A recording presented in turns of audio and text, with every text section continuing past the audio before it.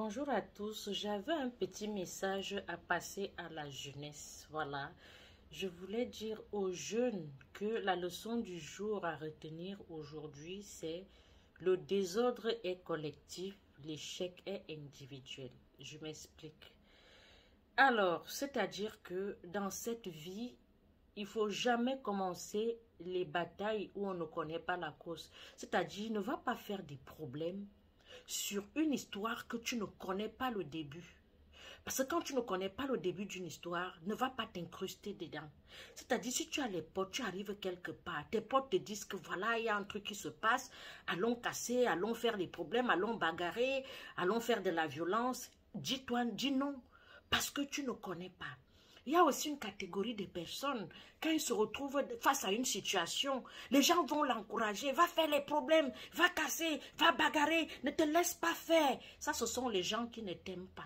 Parce que les gens qui t'encouragent aujourd'hui d'aller casser, d'aller bagarrer, d'aller faire les histoires, ce sont les gens que quand tu vas te trouver face à la justice, face aux retombées des actes que tu as posés, vont te dire, ah, je voulais vraiment te dire de ne pas partir, mais de toute façon, tu étais chaud, je ne voulais pas que le problème se retourne contre moi. Donc, c'est pour cela que moi, j'étais obligée de t'encourager. Sinon, moi, je n'étais pas d'accord pour que tu ailles faire comme ça. Non, non, non, même si j'étais encouragée, je ne savais pas que tu allais aller dans les extrêmes. Tu pouvais faire ça comme ça.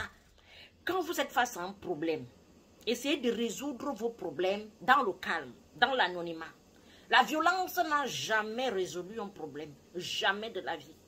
Donc, écoutez bien la leçon d'aujourd'hui, chers jeunes.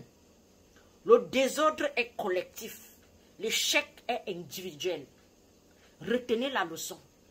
Tu arrives quelque part, tu trouves les gens, ils ont l'habitude de faire comme ça, ne fais pas.